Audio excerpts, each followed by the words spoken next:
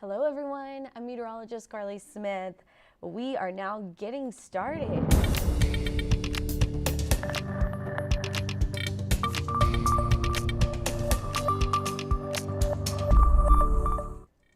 Hey, I'm Meteorologist Carly Smith. Thank you so much for tuning in to this live weather update. We are discussing our severe thunderstorm risk coming up later tonight. The volume seems to be working, so that is great news. We've got a lot to discuss. A lot of interesting things happened overnight. We've got a lot to talk about.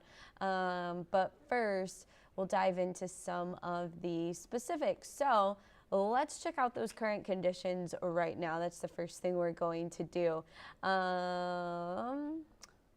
Maybe, if it will load, great. We're dealing with a slow loading computer again. But yeah, let's talk about the severe weather risk while the computer is loading. So the main things you need to know, here are the things you need to know. Everybody listen and share this information with your friends and family. So our severe weather risk is very dependent upon whether or not, where and when the thunderstorms develop to our west this afternoon.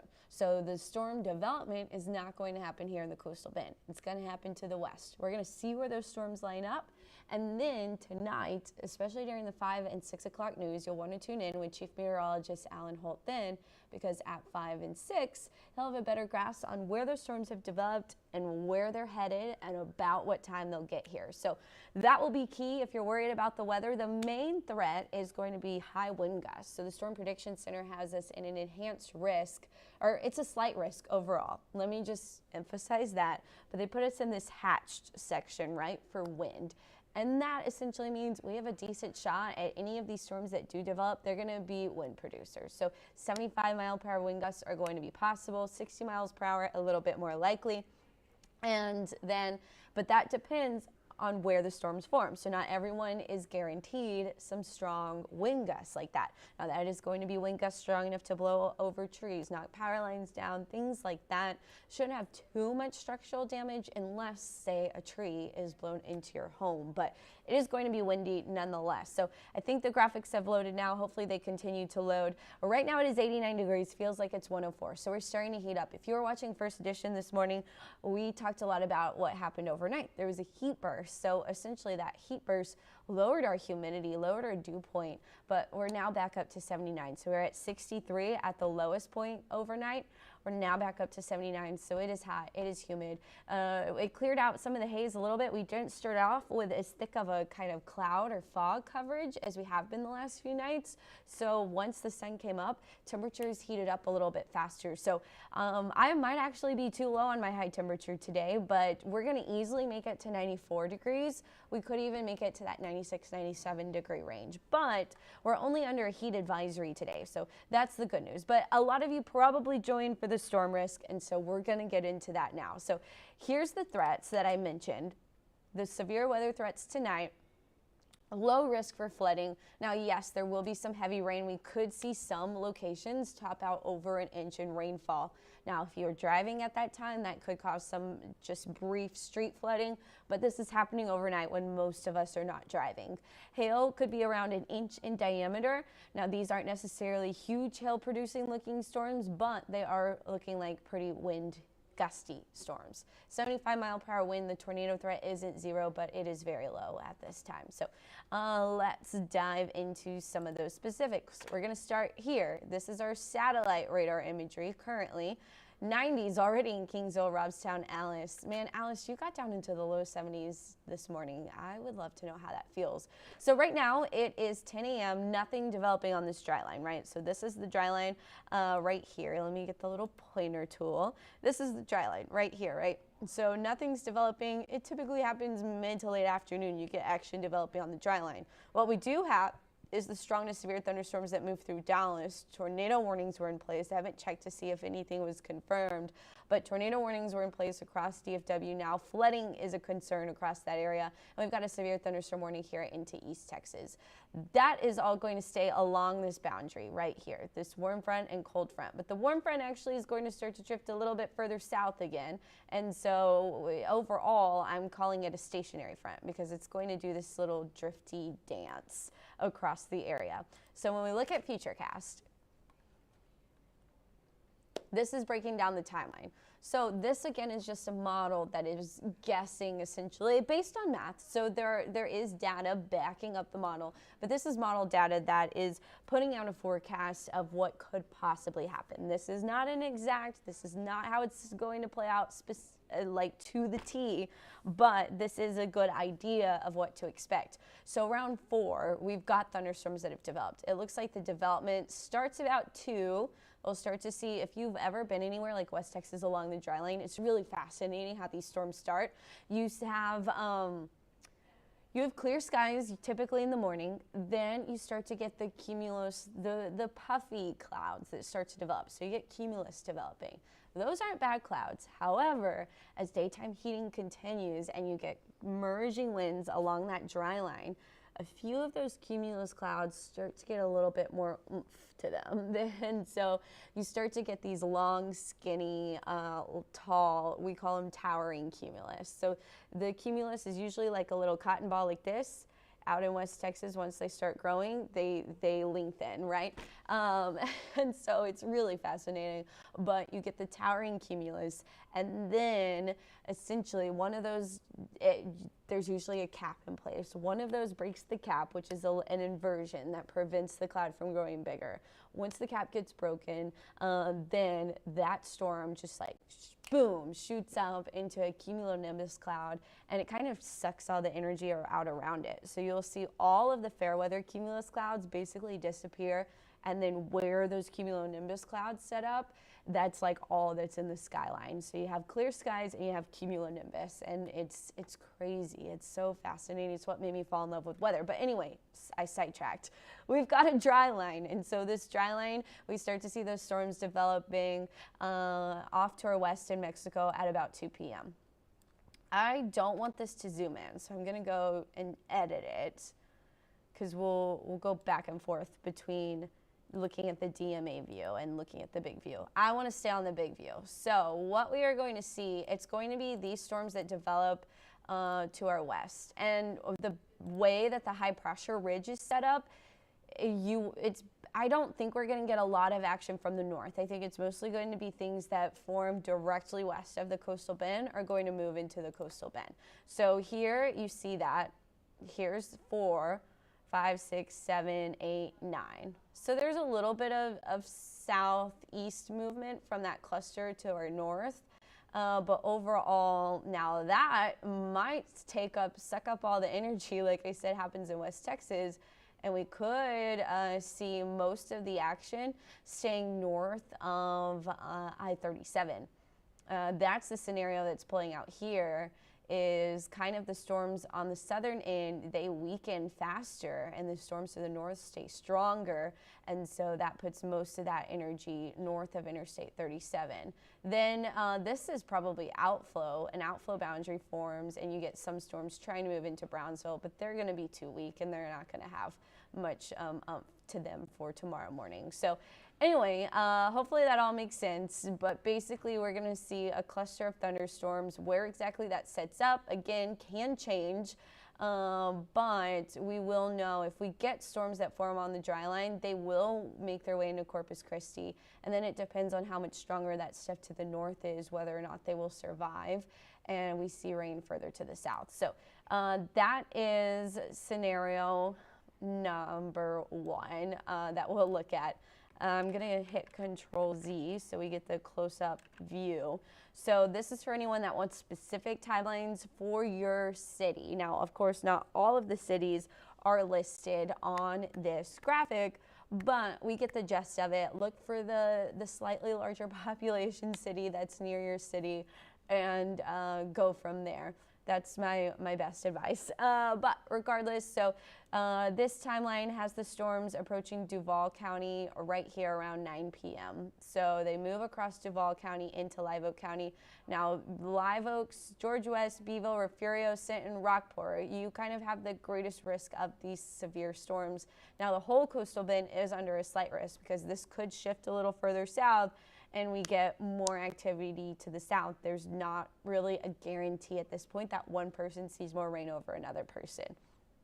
But regardless, All of this activity really starts to die down by 4 a.m. and we're basically in the clear. It looks like by 2 a.m. most of the stuff has moved out, and we are then going to clear out and be nice and hot and humid again. So Wednesday night into Thursday morning, we could see a similar scenario play out, but that looks to move a little bit further south.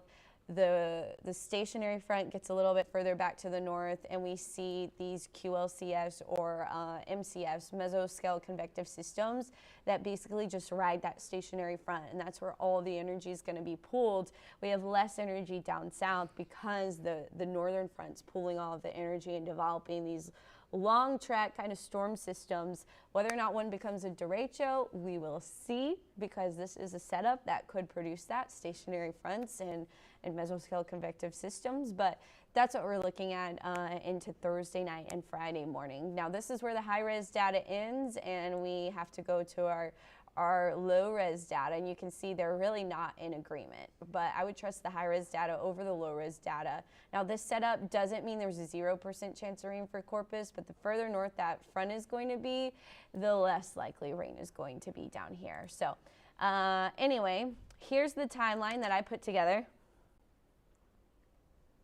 How does B County look? B County has the greatest risk for this severe weather, Martin. So I would be on alert.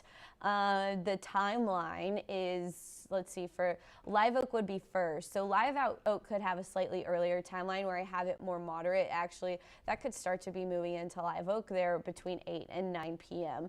But then B County would be still that kind of 10 to 2 a.m. time frame where heavy rain starts to be more likely on the scattered, even up to, I have it at a 40% chance. So 40%, I put 30 to 50 on my 7-day, but again, not all of the coastal bend is going to see these storms, and not everyone's going to see the high wind, but the best timeline is going to be really there between 8 p.m. and about 4 a.m. So be alert, hunker down, not hunker down, but tie down like yard decorations, things that could blow away. Either make sure they're secure or bring them inside, because the winds could get gusty tonight with the storm system moving in. Additionally, we could also have another bit of a heat burst. If you don't know what that is, I talked about it earlier. I talked about it on first edition. I would love to talk about it again, so we'll see if you post in the comments. Maybe I'll do that. But heat burst could be possible again tonight. Let me look at the sounding.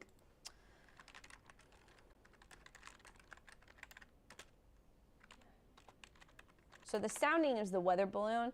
It goes up every morning and every evening. And Corpus Christi is a weather center office, National Weather Service office, that does launch it. So right now we don't have a large layer of dry air like we did last night. Let's see how it looked yesterday morning.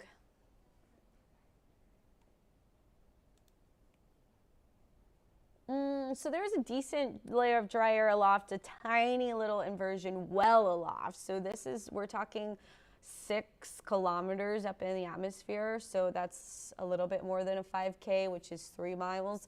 So yeah, but then as we head into the evening, dry air really developed. I posted, well, actually I took it down on the website, but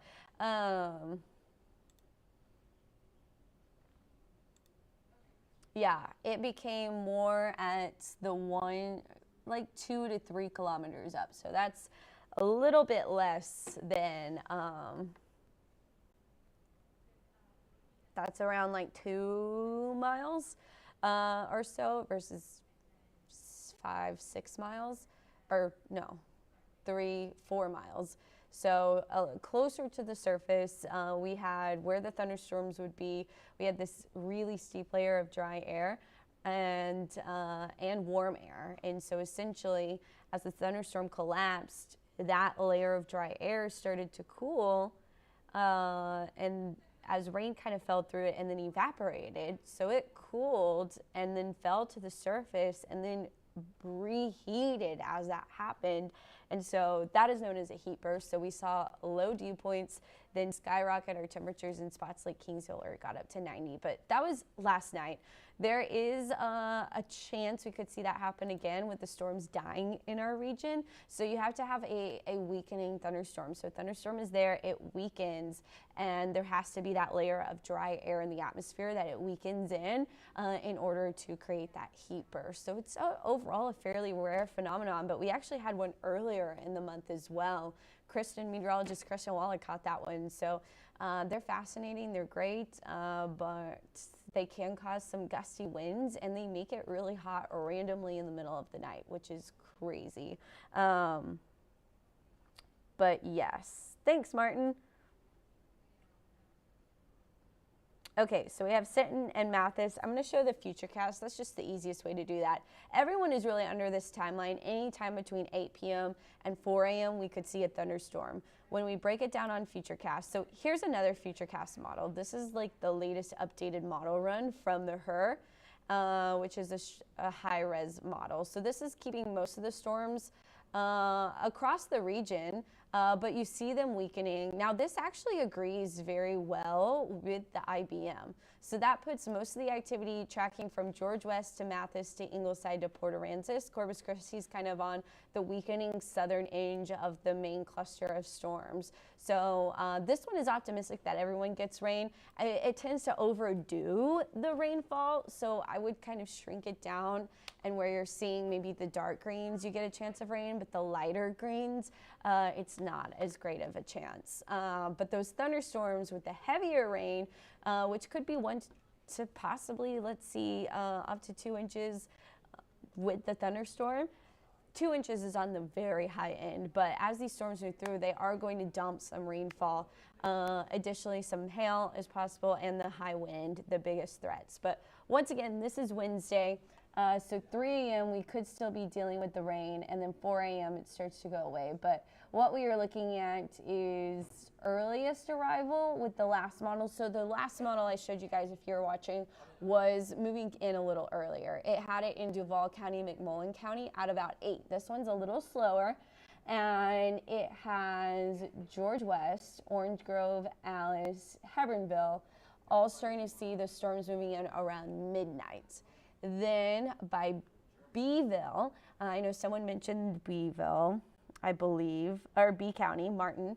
So that's about 1 a.m. I would say 11 p.m.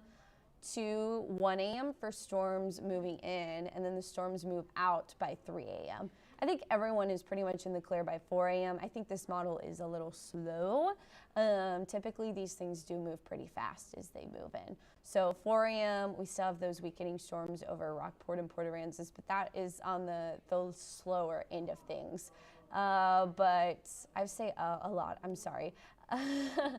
Anyway, there we go. 79, so 2 a.m. we've got Mathis and Sinton. So the other model was earlier, so it'll bump it up 2 hours. So I would say midnight to 2 a.m. storms arrive. Again, everyone's pretty much done by 4 a.m. Let's see. Popcorn weather. I love popcorn. So yeah, Sinton is around 2 a.m. I would say midnight to 3 a.m. is when you should be prepared. Midnight to 3 a.m. for Sinton. So that's the last look at Futurecast. Again, high wind, the biggest threat. Here's the Storm Prediction Center risk outlook, slight risk. You zoom out, so B County, Live Oak County, right on the border of being in that enhanced risk. And we just saw why both of the high-res models put the stronger storms moving through Live Oak and B County. So additionally, I didn't update this graphic today because I showed it yesterday. And I try to mix up my forecast where it's not the same mundane thing every day, but it's easier said than done when you're waking up at 2 a.m.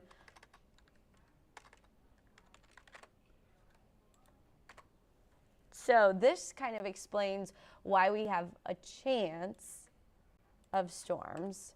So I'm going to take out all the stuff I've drawn because it would be old, and we're just going to draw new ones live on this update. So this is 10:30. We'll put it there. So essentially we're kind of splitting the ridge, which does kind of create a trough, actually, in between the two ridges.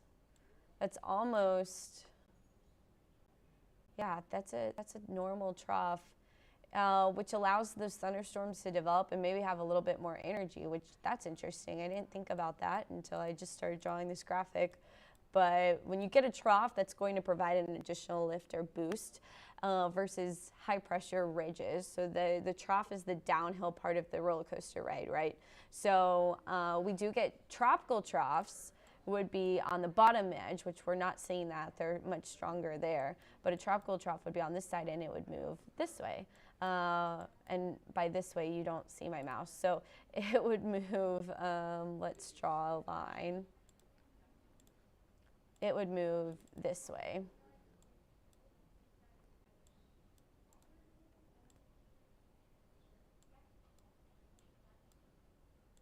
If it was tropical in nature, the high would be a little bit further north. We get the Bermuda high, which is over kind of Bermuda, Florida, that area, and that brings in the tropical lows into our area. But we're not dealing with that right now, but I just wanted to point out how that would work. So the tropical lows are actually an uphill. They're kind of like a ridge because they're on the southern half of the high pressure, and they would move from feels backwards from the east to the west. So that's what we'll be looking at during hurricane season. But for now, we have a little bit of a trough in between these two areas of high pressure, which could enhance our thunderstorm risk coming up tonight. So that's an interesting feature that could boost our chances just a bit. But still, it is a very contingent system upon what develops on the dry line, because you have to have some merging air that creates lift in order for a thunderstorm to develop, even if you're in that trough. So the trough could just enhance our rain a little bit, which would be great. We would love that. That would be best case scenario. But with that being said, on the edge of high pressure, so high pressure is sinking air. It's not great for storms. Not great at all. So high pressure sinks, and it creates a lull in thunderstorm development. You just get heat. At the surface, you get sunshine and heat if you're directly under that high. On the edge of the high, you are open to storms moving in. Storms can develop on the edge of the high. That's where the pressure is changing between the high and the low pressure to our north. So where that low pressure is set up, that is up way up here actually, is where the trough is stronger. But we've got a little bit of a weak trough up here. But this is our big low pressure trough. And this is just a little mini trough, right? And this is another one that's coming in that will bring another cold front that tries to help move this system along and work on weakening the highs. But the highs are pretty strong. So anyway, I'm rambling, but this is an interesting feature. But as we continue along, the high pressures, they kind of weaken a little bit into Thursday, which could open the door for some rain chances, some rain opportunities toward the end of the 7-day. But that's still a little ways out, so I'm not confident in that yet. There's no obvious sign of a bunch of rain. You are seeing more rain across like Houston, East Texas area as those highs weaken. It would be Thursday night and a Friday morning's our best chance. But yeah, as long as we stay on the edge of these highs, and as long as the highs weaken, we should see our temperatures fall at least a little bit heading into next week, but not a lot. So it's still looking high. We'll have temperatures in the mid-90s to low 90s, and we see a chance of rain, but it's a low chance of rain, as long as we're on the edge of the high. If the high expands, covers more of our area with its sinking strength, then we're going to be rain free without even any hope. So anyway, that's the upper level look at it. In the next weeks, there's not much that looks tropical at all in the next weeks. We do have a layer of Saharan dust, which reminds me I need to update our tropical weather post that's on the website, but it doesn't look great. So good morning from Falfurrias. When's the smoke stopping? That, Roger, is all dependent on when the fires go out. And since they're happening in a different country, it is very hard for us to call somebody up and say, how close are y'all to getting these fires done? So it's contingent, and so it's hard to know for sure. But we are going to see the smoke continuing to move up and be pretty dense, it looks like, at least through the end of this week. Now, into next week, it's going to be more contingent on if the fires start to tone down, which typically they do start to be ending the agriculture burning season down there as we head into June. So there is hope. However, with that being said, we also are going to start to see now. I haven't looked at the Saharan dust model, but we are seeing a plume of Saharan dust come across the tropic, which limits tropical activity in that main development region coming off of Africa, but it will add another haze or particulate matter into our atmosphere if it makes it this far north. And that tends to happen early on in the season as well.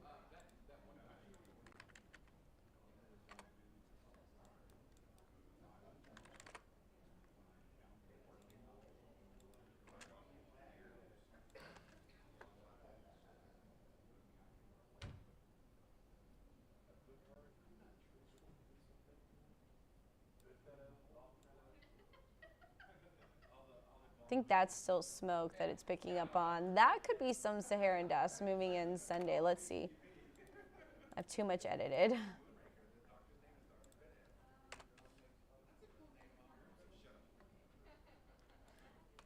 So because the burning is man-made, it's hard for us to track it. But the dust is always going to be in Africa, and it depends on the wind and other factors. So it is trackable.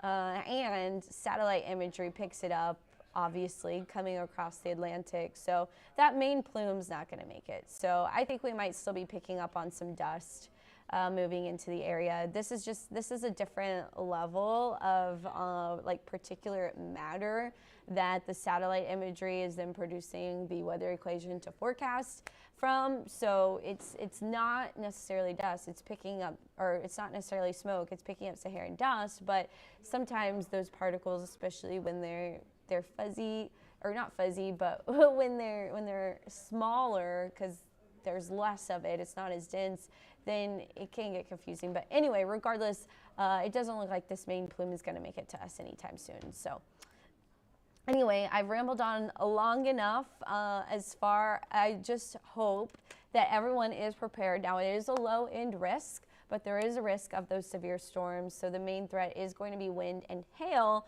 So you'll want to stay inside. Don't go outside. It's overnight, so you should stay pretty safe. If you have outdoor furniture or things that need to be secured, do so, because the wind can get really gusty tonight. But yeah, this is your timeline. I hope everyone has a safe day. Stay safe in the weather, stay safe in the heat, and we are going to end this live for now. Thanks for watching. I am meteorologist Carly Smith. I hope that you enjoy our time together.